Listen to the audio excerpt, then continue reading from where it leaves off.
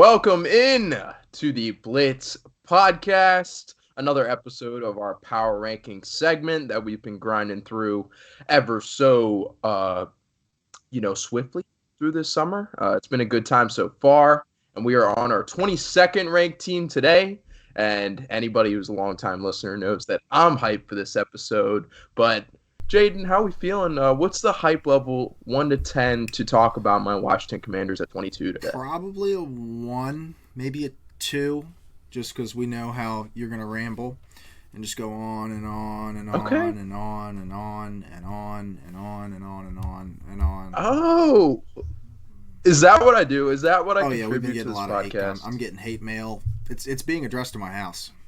Oh. I mean, we've been getting plenty of hate on YouTube, and there's no doubts to that, and the Instagram, but with fame comes the hate. Yeah, exactly. Like, we're getting more popular, we're popping off. All the haters are going to say what they're going to. We just got to do what we do, and what we're doing is the 22nd ranked Washington Commanders on the power rankings today. So super hype with that, but let's not spend too much time in the intro. Let's dive right into it, shall we? All right. So, as we've been doing routinely with the other teams, we are covering the quarterback position to start for the Washington Commanders. And, I mean, there is definitely an argument to be said that over the last 20 years, us and the Browns, and that's it. That's the short list of teams that have struggled at the quarterback position nonstop for the past 20 years. And I think you could say the Browns are worse. I mean, what would you say? The fact that, because Deshaun Watson could very well be equal to what Donovan McNabb was when he came over from Philly. Like, that could happen. That could happen here. Okay. All right. Yeah, that's true. It could happen. Okay. I see it. But McNabb came over at like 35, but yeah, I see what you're saying. I'm trying to help you here. Okay. All because right. We did have RG3 in town for a while. Yeah. So that was a good 2 years. What was better, the RG3 years or the Baker Mayfield years? That's a real conversation that needs to be had. Baker Mayfield won a playoff game. Right. He did. And I was going to say, I think you guys might be the worst. He did make the playoffs. I'm trying to find some dark horse, like Jacksonville, maybe, if you really want to start reaching a little bit. But they did have Bortles. Like, we never had a Bortles. Leftwich. They had. Bortles was awful. He was like, I know. Well, we never had somebody like Blake Bortles, man. Even you had RG3. That's the type of bad we're talking about. And Bortles was longer than the RG3 era. It's definitely I think it's Washington. I mean, at least Cleveland made that jump for Watson. It doesn't look like it's worked out now, but we'll talk about that more once we get to the Browns episode. But yeah, last 20 years since the beginning of the new millennium, I think Washington has had the worst quarterback situation in the NFL. Yeah, and honestly, it doesn't look like it's going to get too much better this year. Obviously, I'm optimistic in comparison to most people. But we're rocking with our guy Sammy Howell this year, 5th-round pick in probably the worst quarterback class that we've seen in a long time. And yeah, so there's that. And I will say, all right, here's the case for Sam Howell. And I've told you this multiple times, and I've told other people when they've asked. Like, Sam Howell, once upon a time, was the clear number 1 pick in that draft. The clear best quarterback prospect in that draft. And one of the better quarterback prospects to come out. Like, in the past, in that, range of 5 years, I would say. Like, people were hype for Sam Howell, man. And he was going to be the next quarterback to make the jump to the NFL. Clearly, swiftly. But then, in his senior season, he loses, every single one of his playmakers. And, he has a bad year, which, if you don't have good players, you tend to have a worse year than you did the year before. So there was a lot of question marks after that. His junior year was great. His senior year, a lot of question marks after that. And then he ended up being a 5th-round pick. So I still think there's a lot of potential there. We got to see him in one game last year at the end of the year. Showed some flashes, but I won't say that was a huge sample size or anything. But I feel good about Sam Howell. I think there's a lot more potential there that people want to give credit for. Sure, the floor is terrible. The floor is the worst quarterback in the league. But I think the ceiling's a lot higher than people want to give Sam Howell credit for. And if he does end up flaking out, we got Jacoby Brissett to come in and basically just be a game manager who will throw 200 yards a game, maybe a touchdown. And it'll be the same situation we've had in Washington for many, many years now. So I know your hate is a little bit more on Sam Howell. Elaborate on that, man. I gave such a glowing case. You serve up the opposite. So I'm not going to sit here and like run this, decision down to go with Sam Howell as a starting quarterback. Obviously, I think the clear-cut number one guy is a little bit unfair, but the kicker to that is that it was Spencer Rattler who was the other guy who was so bad that he didn't even come out of the draft. So I guess Sam Howell came out looking better than that, and he was being mocked as a top 5 guy, and that was a guy that Washington, I'm sure, was looking at because they thought that they were going to be picking in the top 5. They end up getting him in the 5th round, which I still think is phenomenal value for this guy because, like we said, he was at one point in time going to be that kind of player where you're talking about him in the top 5, top 8, type area in the 2020 season. He is phenomenal, which leads to this hype. He's got a group of star-studded playmakers around him. He's got Javonte Williams. He's got Michael Carter, both at running back. He's also got Diami Brown, which was the reason why I was looking at my phone for the last 2 minutes, was trying to figure out who that was. They also had Josh Downs, who got picked in the 2nd or 3rd round in this year's draft. So there was a lot of talent on that North Carolina offense, and he ran that offense very, very well. And then in 2021, Javonte Williams, Michael Carter, Diami Brown all go to the NFL. They change the offense. They make him run a lot more option stuff. They turn him into a legit, running quarterback. He's getting designed runs and shit all the time. He's being asked to blow through people all the time. They're not letting him do any traditional drop-back passing stuff. So it made him a lot harder to evaluate in the same way that, there were concerns around Matt Corral, who came out in the same draft of, what is he going to do when he has to run a real offense because he's just running this play-action boot shit all the time. So I think that is ultimately one of the main reasons why he fell to the 5th round is because nobody saw, coming out of that 2021 season, nobody could see, it was so hard to evaluate his tape. But I still think that he's a good player. I think that he could finish higher than this 30th ranking. My problem with Washington is, and I kind of understand why they're doing it, and it's because this wasn't the 2022 offseason where Deshaun Watson becomes available, Russell Wilson becomes available. There were rumblings of Derek Carr, there were rumblings of Kyler Wilson, all these quarterbacks. Aaron Rodgers there were rumblings of him becoming available. This wasn't that. Aaron Rodgers obviously gets moved, but nothing else really happens as far as quarterback movement goes. Jimmy G as well. So it's not like they could have cashed in and be like, all right, we're doing 3 first-round picks for X quarter. Like if Kyler Murray wanted out, we're doing 3 first-round picks for Kyler Murray or 3 first-round picks for Lamar Jackson or something like that. They didn't have that option. We tried something similar with Russell Wilson. Well, yeah, and Carson Wentz where... Yeah, but they even had that trade where both teams agreed to the Russell Wilson deal, or they thought the terms were good, but Seattle didn't want to trade him in conference, and that's just, that's Washington luck, quite frankly.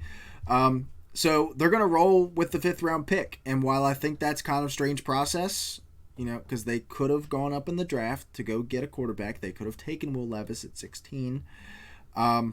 They're going to roll with this, and quite frankly, I think this is Ron Rivera's job right here, is in the hands of this kid, because they can't keep disappointing. I think they would almost... It's probably going to be a playoff win is what would be needed to have Ron Rivera keep his job. I don't even think a playoff appearance does it at this point.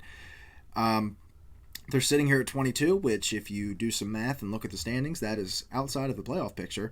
So they're going to need some steps up from Sam Howell to we haven't we'll get said there. Like that we'll get for there. Any other team that we've covered the power rankings for, and you just want to say it like that for us. All right, man. But I do think that Sam Howell will outperform this 30th ranking. I really do think that. I don't think he's going to jump into the top 12 or anything like that. But would I be overly shocked if he was better than Kenny Pickett this year? I would not be overly shocked if that happened, as much as that pains me to say, as you know.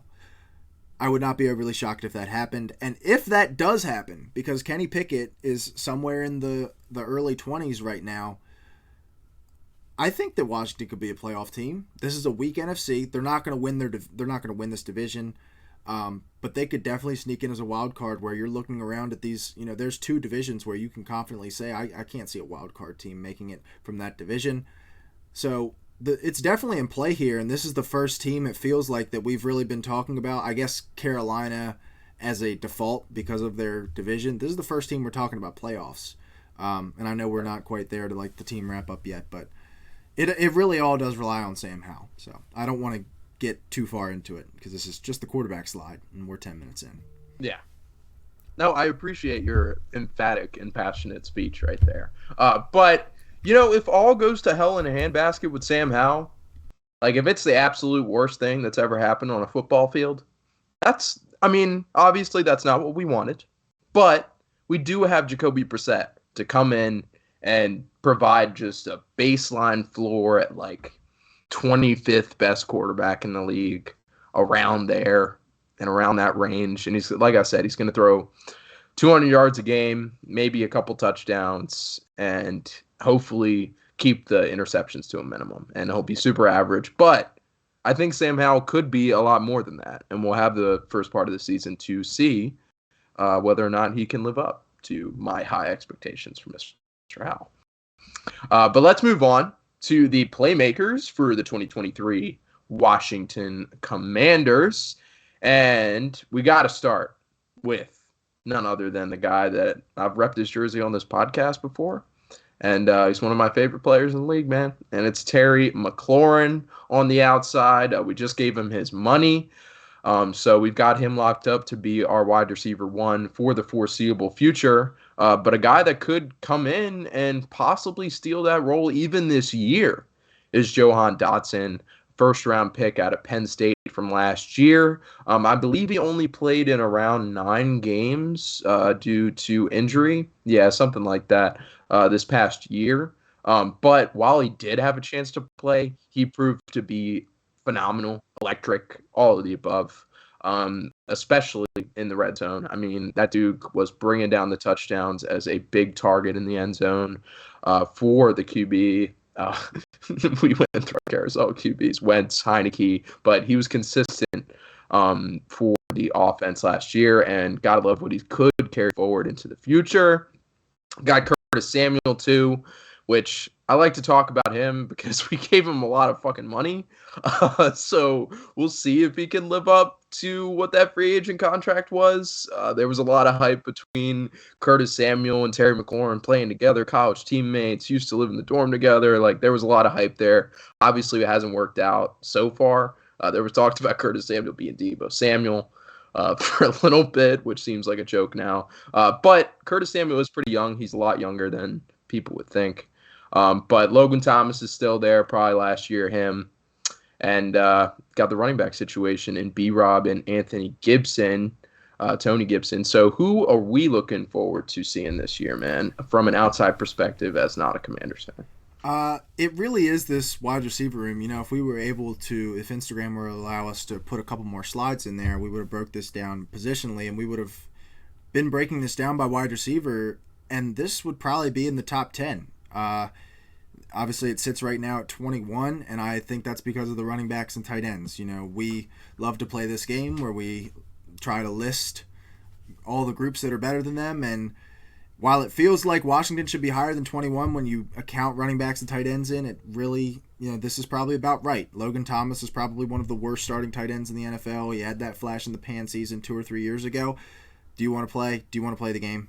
But we had somebody play. No, it just makes me sad. We had somebody play. It just makes me sad to hear it. We had somebody play the game in the comments the other day on YouTube, and I think it was tight ends.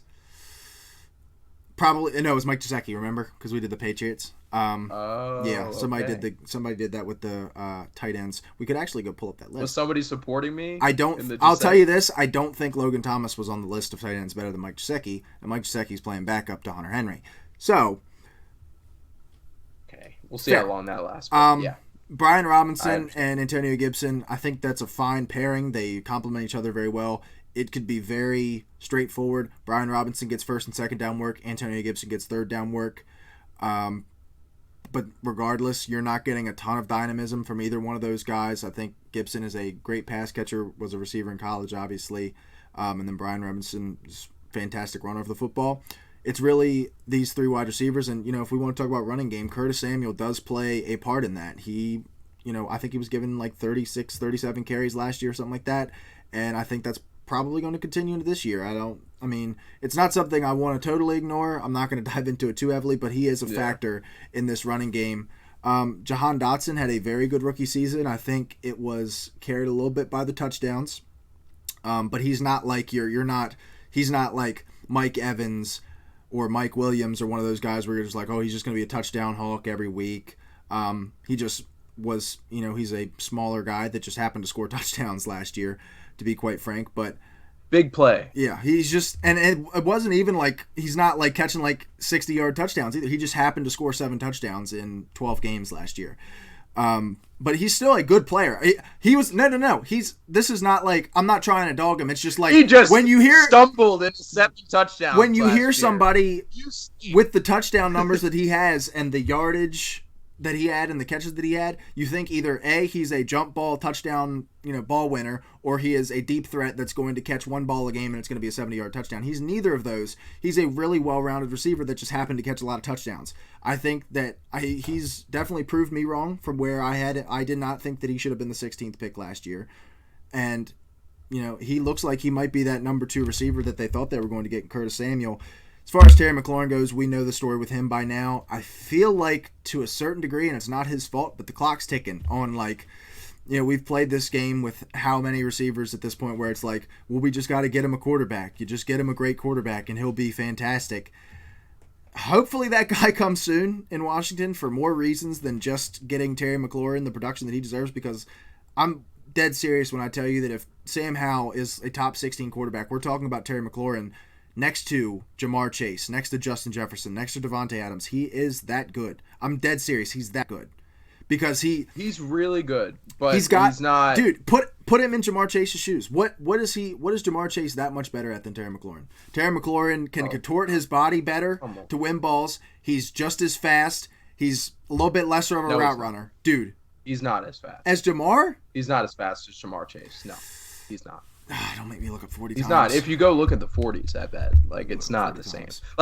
I love Terry McLaurin, man. He's been my favorite commander or football teamer or Redskin or whatever you want to call it in the past 5 years, maybe even longer. He is my guy. He is the face of the franchise because we don't have a quarterback. But I will say, I think at this point, it feels very similar to DJ Morris. Oh, you got something? I will say that Terry McLaurin is a little older now. Terry McLaurin ran a 4.35. Jamar Chase ran a 4.38.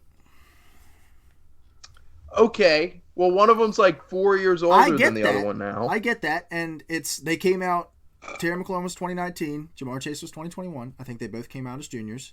So, 2-year age difference. I'm serious. I'm serious. If he was playing with Joe Burrow, if he was playing with Justin Herbert, Josh Allen, Patrick Mahomes, if they were to trade him, he's one of the 6 or 7 best receivers in the NFL. And he's going to produce like that, especially unless he's in an offense where it's he's like a Tyreek Hill, Jalen Waddle situation where he's with a guy who's also demands. And I think the same thing of Jalen Waddle, but that's a conversation for another day. I think Jalen Waddle is one of the 6 or 7 best receivers in the NFL if you give him his own team and a good quarterback. But just to wrap up the Playmakers group, overall, this is still a very good group. 21 Playmakers, when you're 21st, that's not bad. I mean, we had the Bucks at 22. They've got 2 guys that have been Pro Bowl receivers. There's talent. I mean, hell, you make an argument the best receiver in the NFL is on a Playmakers group that's ranked 27th. So it's really not that bad as you think when you see 21, despite what people are going to think and are going to say in our comment section. Nah, everybody's going to be bought into the Commanders Playmakers, and there's going to be no discourse at all. That's how it's going to go. But I will say, I don't want to go back and listen to this and think that I was a hater of Terry McLaurin. I love Terry McLaurin to death, man, and I do think that he is a top 10 talent wide receiver, but we haven't really seen it. We see it on the field and we see the flashes and when he makes the big plays and all that, but he hasn't been like great receivers have had phenomenal seasons under bad quarterbacks, and Not he Washington hasn't had one of quarterbacks. those. Not Washington quarterbacks. Like, okay, think about the best receivers in the NFL right now. Cooper Kupp, Matt Stafford, Devontae Adams. Had Aaron Rodgers, even with Derek Carr, who was awful last year, he produced, but Derek Carr is still better You know who than I'm the thinking quarterbacks of? that go. AJ Green. Like AJ Green had many Andy Dalton. flourishing. Andy He was Dalton. a top 5 wide receiver with Andy Dalton. Andy Dalton was a top 20 quarterback in the NFL pretty much every season that he played. You guys have not had a top 20 quarterback since Joe Theismann. Top 20. That's not even top half. Okay, 1 year, 2 years of RG3. Yeah. Alex Smith was also really good. Jesus Christ. He was went to the playoffs. I don't care. Big Ben should have won comeback player of the year. Fuck it. I don't care. Big Ben should have won comeback player of the year. Alex Smith fucking sucked that season. He fucking sucked that year. And they gave him it because they felt bad. Sorry. I mean, that's kind of what the award's designed for. But okay, I digress. We have a great group of playmakers here in Washington this season. And to wrap up the playmakers, like you were saying, I'll just say that I love Brian Robinson. I think he's a great in between the tackles guy, a lot better than Antonio Gibson. But I think Antonio Gibson, when you said he doesn't bring a lot of like dynamism, because we made that into a word. I think Antonio Gibson brings a ton of dynamism. He, like you mentioned, he was a former wide receiver at Memphis, and you can use him in a shit ton of different ways. I mean, 10 carries a game, especially with Brian Robinson here, who's not even that fantastic of a back in his own right. No offense, but like, if Gibson was that dynamic, they wouldn't have drafted Brian Robinson because they would be giving Antonio Gibson because he's a really good receiver. I don't think it's a question of his like how dynamic he is. He fumbled the ball like 6 times, dude. Like you got to hold on to the football. Yeah, but he didn't fumble. I think it was from week 5 or week 6 on. He didn't fumble the football, but we got to get rolling because we're at 22 minutes, and yeah, you're right. All right. We're 2 slides in.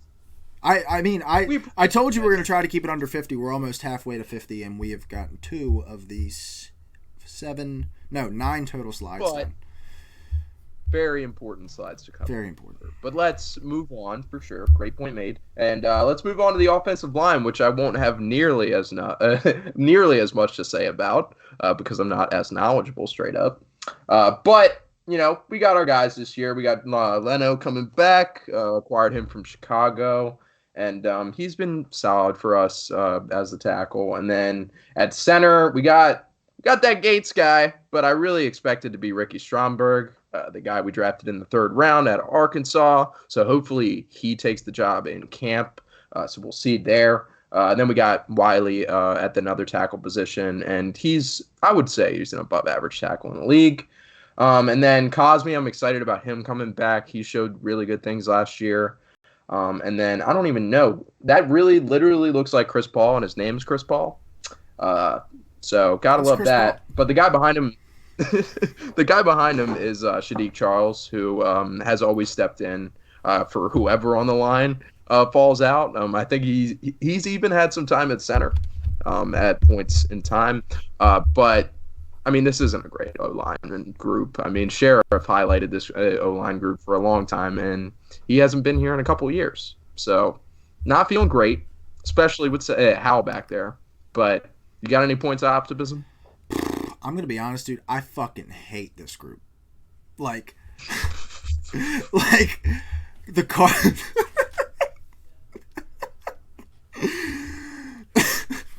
What's wrong with you, bro? You haven't talked about any other team this way. Oh my god! So what's wrong with you, bro? Okay. I'm sorry. We're just with the all right. So the teams that we've got lower, the Cardinals have Paris Johnson, who I like. Peter Skoronski with the Titans, I think as a guard is going to be great. The Rams don't have a whole lot, but we grilled them enough, dude. But there's just like nothing here. We're like. There's almost no way that they go any higher than like 27th this season. And I like Sam Cosme. I deleted what Mitchell wrote to write about Sam Cosme. There you go. Okay. Because I like Sam Cosme. I like to hear that. I like to But hear it's that, just man. everywhere else. It's just like, what are we doing here? Like, I guess if Stromberg ends up starting, you're a little bit more excited. I think Chris Paul getting the nod at left guard is cool. You still got Charles Leno and Cornelius Lucas, along with Riley Reef, who we talked about last episode, are your definition of Band-Aid tackles, and you have two of them. Andrew Wiley was the Band-Aid tackle for Kansas City for however many years. He's now here. I don't get it. And Yeah. I think that corner was a need for them for sure, but I'm trying to think who would have been available for them offensive line wise in this draft. I don't really think it was anybody. Not really anybody Paris unless Johnson, we traded up. Skoronski are gone. Broderick Jones is gone. Darnell Wright went as well. So yeah, and I remember. Definitely doing the could have Darnell picked Wright up thing. more though. Like we drafted, and we'll get to it when we get to the defense. But we drafted Martin out of Illinois, and I know he plays a different position than Forbes, but it kind of just feels like we drafted the same guy consecutively, and then we could have gone like an Avila in the second round, Yeah. and that would have made me really happy, but we didn't. So I agree, man. It's gonna be really rough this year. And this offensive line isn't designed specifically for anything. I'm not going to lie to you, dude. I fucking hate this group. I got to start doing that more, I guess. It's unfair for me to do this to Washington. Yeah. I guess I got to start doing that more to all these other teams. Yeah, especially considering we're ranked 22, man. I will be like, doing we've that. already done so many episodes that you haven't with worse offensive lines. I will be doing this. I will be doing this next episode. I know that I have a group for next episode that I will be doing this for. Okay, great. Well, good to know that my team won't be the only one slandered. But since it's so bad, let's move on from the offensive line and let's dive into the front seven, which is far more exciting and is a top 5 group in the league, according to the Blitz pod. And that's the highest ranked group easily that we've had so far. Outside of coaching for New England. But as far as players go, this is the first top 5 group. First top 10 group, I'm pretty sure. Yeah, I think so. So super hyped to talk about them. I mean, we know the story by now. I've been talking about it on this podcast for 2 years. I mean, this defense on paper is monstrous. Is ridiculously scary. Let's go around the block here. So Montez Sweat on the edge. Gotta love him. He dropped, I mean, it was like 2017. Kind of dropped out of the first round for character concerns. We picked him up, and he's been a great addition. De'Aaron Payne at tackle. You got Jonathan Allen there as well. And then you got Chase Young coming off the edge. Big prove-it season needed from him, man. I mean, I was clamoring for him to get traded this offseason. Doesn't seem like that's going to happen. There's still a chance. We just don't need him, really. Like, if he's going to perform the way he performed when he came in last year, then I'd rather just pick somebody up off the street who doesn't have as big of an ego as Chase Young. So I don't know if he'll be a part of the future plans for Washington. But Jamin Davis is first-round linebacker we drafted a few years back out of yours truly, Kentucky University. And then we got Barton at the other linebacker spot. I'm going to miss, Holcomb, Chase Holcomb. I'm going to miss him a lot, But, so, Cole Holcomb. Yes, you're correct. I can't even name my second linebackers. Jeez, it's terrible. But I'm super excited about this group, man.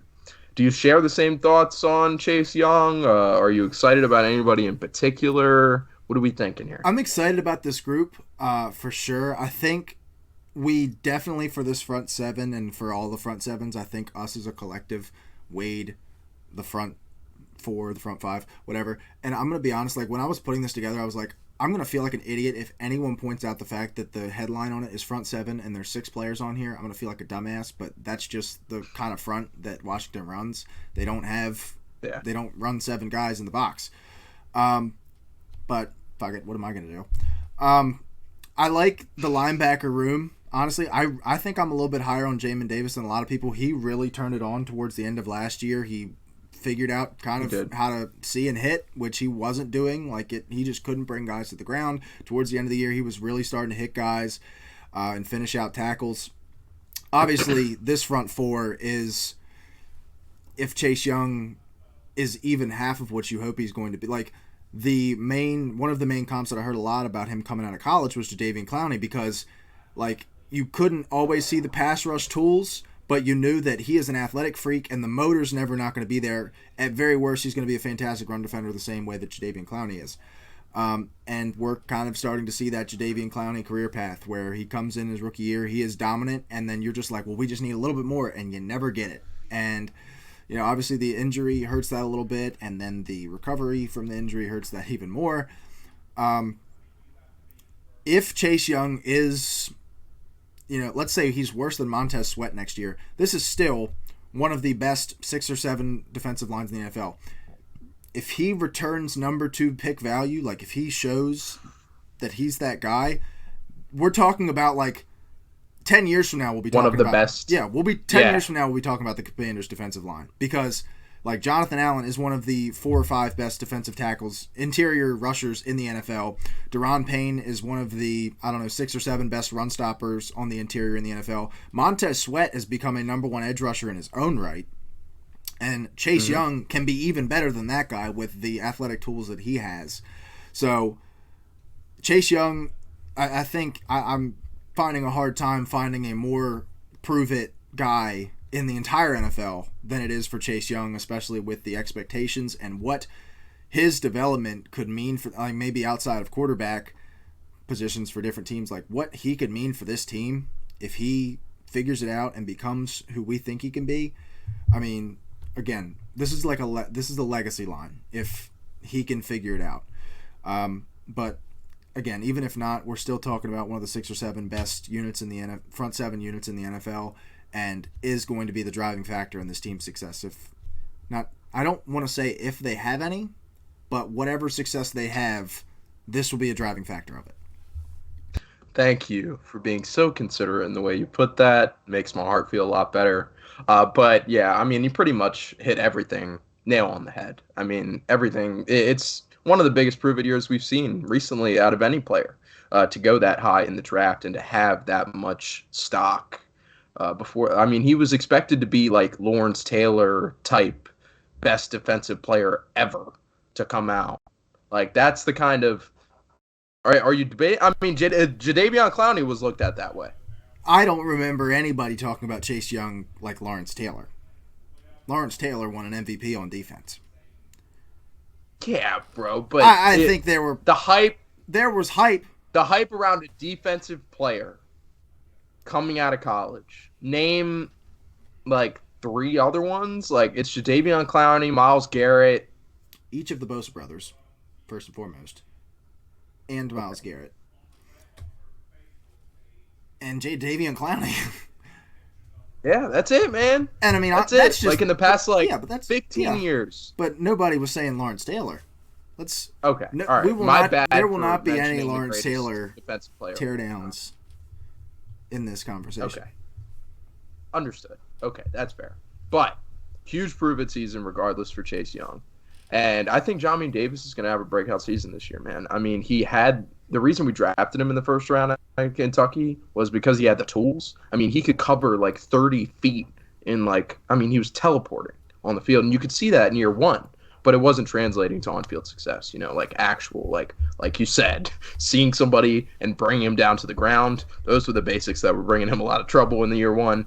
He definitely improved in year 2, and he could be like another. I mean, he's definitely not as physical, but he could be the best middle linebacker we've had since London Fletcher. So we'll see how that shakes out. But let's dive into the secondary unit, as we need to keep it rolling on the Washington Commanders. But it's my passion project. I'm so lovingly adoring talking about this team. I'm sorry. But this secondary, it's not going to get any better because I love this group as well.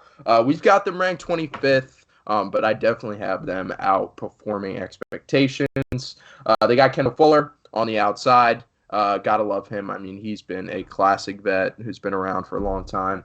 And then we drafted Emmanuel Forbes in the first round out of Mississippi State.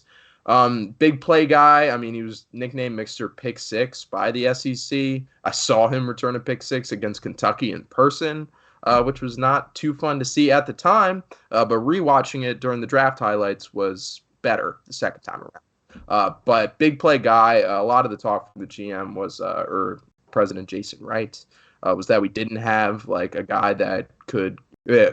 We weren't very good at converting turnovers on the defensive side, even though we had one of the best units in the league.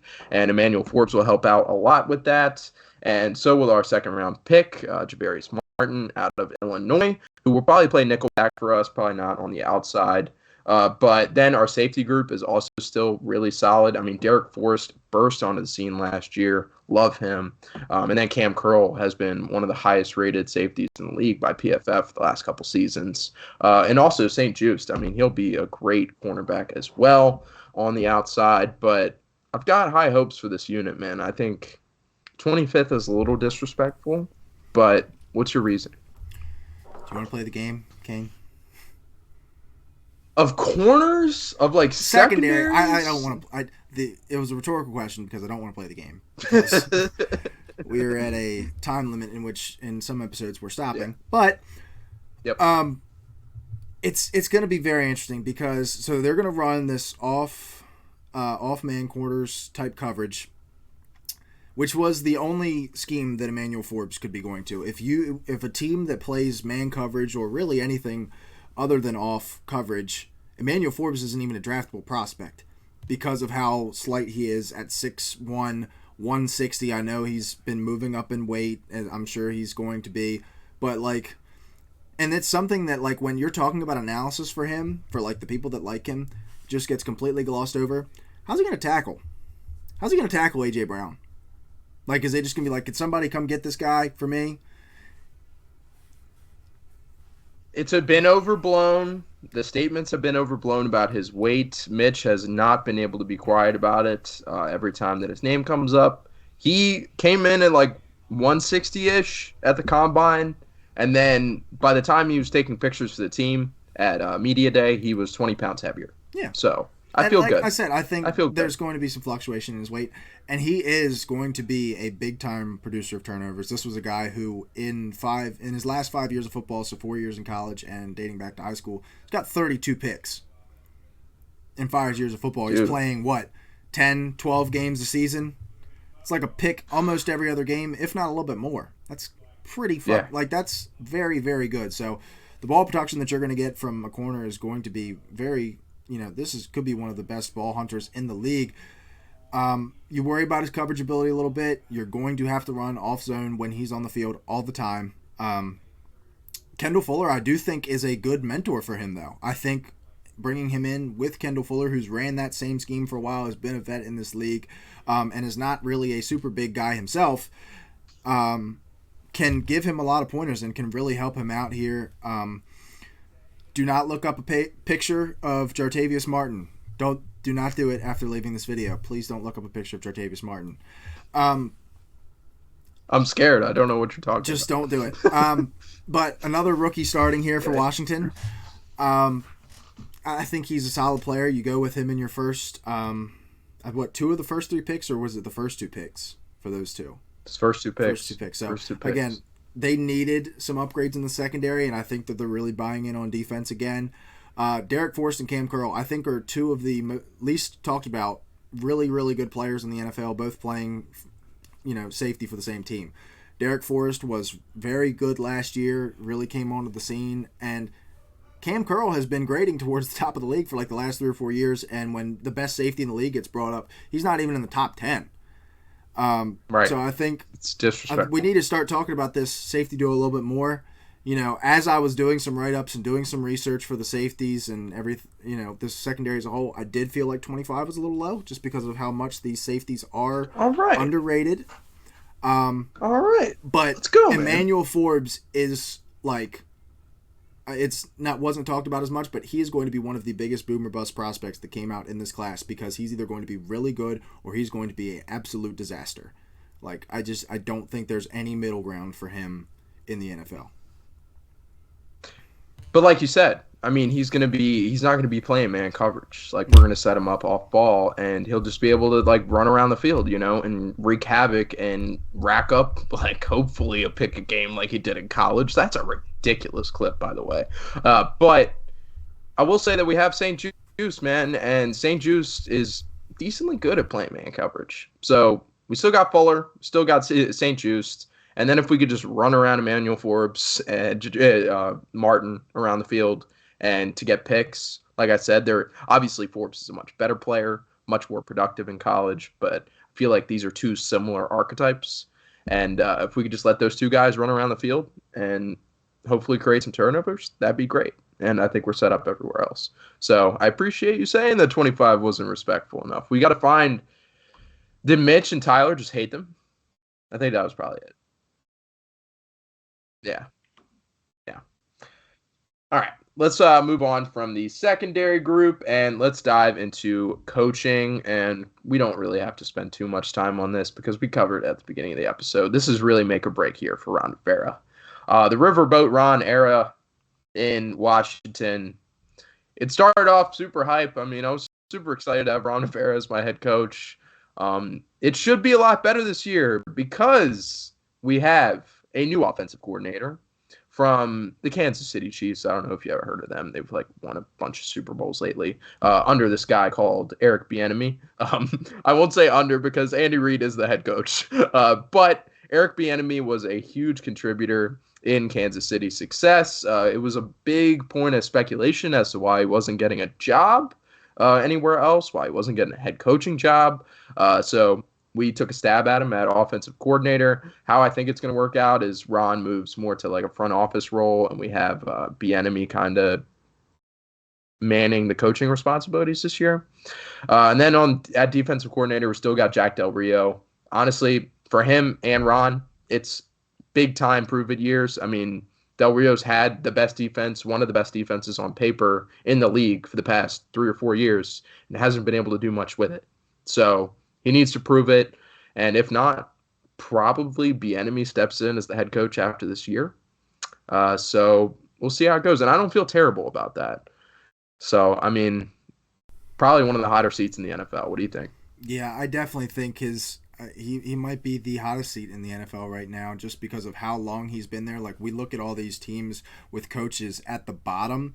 They've all been there for maybe their first year guys. Maybe they're going into year 2. Ron Rivera, I believe, is going into year 5 here in Washington. And, you got one playoff appearance to show for it. I know that you've got 0 good quarterbacks to show for it. But, at a certain point, it might just be time. You need something new. I do think that either both Rivera and Jack Del Rio are going to be on the staff next year, or neither of them will. Because if Ron Rivera keeps his job, it's going to be because, like I said earlier, they win a playoff game or have a really good season, and they don't have a really good season unless this defense is hitting on all cylinders. So both of those guys are either going to be here next year or not. I like this move for Eric Bieniemy. It's a real bet on yourself because it was I think one of the main reasons why he wasn't getting head coaching offers was because it's impossible to discern what was Eric Bieniemy and what was Andy Reid, or what was Eric Bieniemy and what was Patrick Mahomes. You've got one of the 2 or 3 best offensive minds in the NFL for the last 20, 25 years in Andy Reid, and you've got the best quarterback in the NFL in Patrick Mahomes out there throwing the ball for you. So it's really kind of hard to pinpoint and say that Eric Bieniemy did this because you really can't. And I think that's a main reason why he's not been getting those offers, because teams don't want to bet on that. Because if he's really different when he's gone from Andy Reid and nobody else has Patrick Mahomes in the NFL to do what he does. But if he can turn a good offense out from this group with Sam Howell, can have Sam Howell make some strides for them, I think he'll be in the head coach running next year, whether it be for Washington after a Ron Rivera exit or whether it be for somebody else. But he was never going to get a head coaching job playing or coaching in Kansas City just because it's really hard to pick out what he does and what Andy Reid does. But all in all, again, this is a put up or shut up season for Ron Rivera as well as Jack Del Rio, and really even for Eric Bieniemy as well, because if Eric Bieniemy comes out and they're having some play calling problems or this offense is just completely stagnant, can't really do anything, Eric Bieniemy might not get another shot, because then everybody's going to be, it's kind of like the Bill Belichick Tom Brady thing, where it's you see one season of it and you're like, oh, it was Tom Brady. Well, now it's going to be oh, it was Andy Reid or it was Patrick Mahomes. It's not Eric Bieniemy, even though it's a little unfair because he's going from a guy who's in our, let's just for the sake of not spoiling it, is in our top tier of quarterbacks, to a guy who's number 30 in the quarterback rankings. So, going to be really, really interesting to see what. Spoiler: Patrick Mahomes is one of the best quarterbacks yes, in the NFL. Again, for the sake of not spoiling, I'll just say that.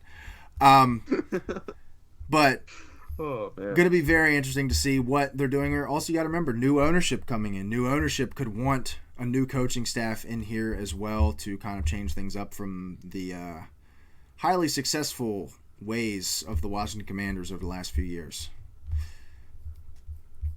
Left hand up, who are we? We're the Commanders. That's how we ride. Last thing I'll say is,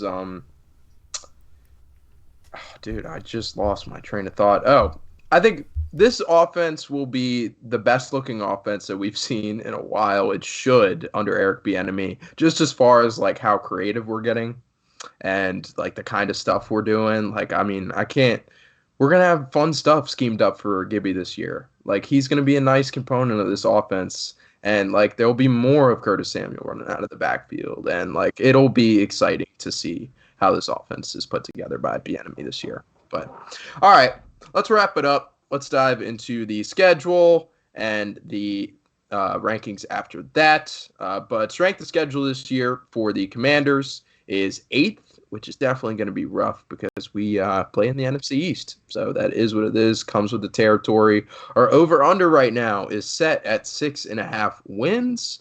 We've seen some 7.5 wins, but this is lower than that, obviously. And as you look at the schedule, you could definitely understand why the over-under is set there. And, I mean, I got to go over, right? I mean, I got to. It's... My head probably wants to bet the under, but the defense is going to – if the defense plays to its full capability, like it's capable of doing, then they'll keep teams to low scores, and it'll just be kind of like a really low-scoring defensive slugfest in which we come out with a couple of games. Like, I don't know. What do you think? I don't know, man. This is one of the tougher ones because it is 6.5, which is not – a extremely difficult bar to clear. But a lot of these games that I think would be toss-ups, Denver, New England, Seattle, they all got to go to Denver, New England, Seattle. And those are some of the toughest places to play in the NFL. And if they were hosting them, I think they're favored in those games. But since they're on the road with that environment, I mean, like, Denver is on a crazy streak of just like being phenomenal in September, not to mention they're going to be at home. So I think we might have to chop that one up as an L. As crazy as to say is like Washington and Denver aren't really that far apart. New England, Seattle, those games, I mean, I'm looking down the schedule. I think Arizona, especially in week 1 where you're guaranteed no Kyler Murray, I think that's your closest thing to a large favorite at all this season. And after that, man, I don't know if I see another big favorite for the rest of the year. Even looking down the schedule at LA, you've got to go on the road to them. Maybe they figured some stuff out by then. On the flip side, maybe everybody's injured and done for the year by then, so who really knows? But this is the 8th hardest schedule in the league for a reason. There's a lot of rough games on there.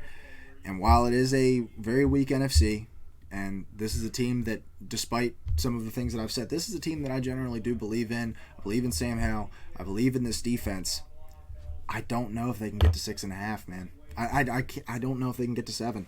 They didn't get to 7 last year. Or they did get to 7 last year. But I don't know. I think it'll be another story where we have a bunch of teams in the NFC East that have over 6 wins, 7 wins. And there's going to be teams that like don't make the playoffs. This is going to be a really competitive division, and I'll definitely take the over on 6.5 as I sit here and mull it over. I got to, first of all, because ride or die. But I mean, we got the Falcons, the Bears. Like, those are winnable games. I think we take one from the Giants probably. I think we probably take one from the Cowboys. Then we got the Rams. Like, I mean. And the Broncos, the Cardinals. I don't think you take one from the Cowboys. Really? Not one? You know how I feel about the Cowboys. Didn't we last year? Yeah. It was the last week of the season when the Cowboys, while they did run their starters out, didn't have anything to play for. And you got the and new they sucked. and you got the new quarterback thing with Sam Howell. You got like the backup quarterback fallacy of who is this guy? We've got Yeah, no tape but on I this think guy. overall you we're brought that better term. this You year. brought that term into my life. I'd never heard of the. I mean, like I understood the concept, but I'd never heard of it called the backup quarterback fallacy until you brought it to me.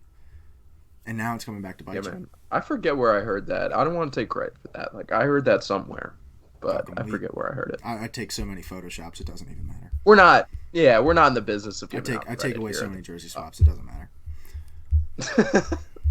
That's as we go farther into stardom and receive even more hate, I'm sure we'll start to receive the copyright infringement notices as well. Be receiving some lawsuits here shortly. Yeah. All right, with that, let's start to wrap up the Washington Commanders at 22 this year. So the offense across the board for the Blitz Pod is at 23. And then the defense across the board is at 12. And it's hard to believe that we have those two rankings overall, and then the team ends up at 22. I mean, obviously, I guess offense is way more. So, all right, whatever.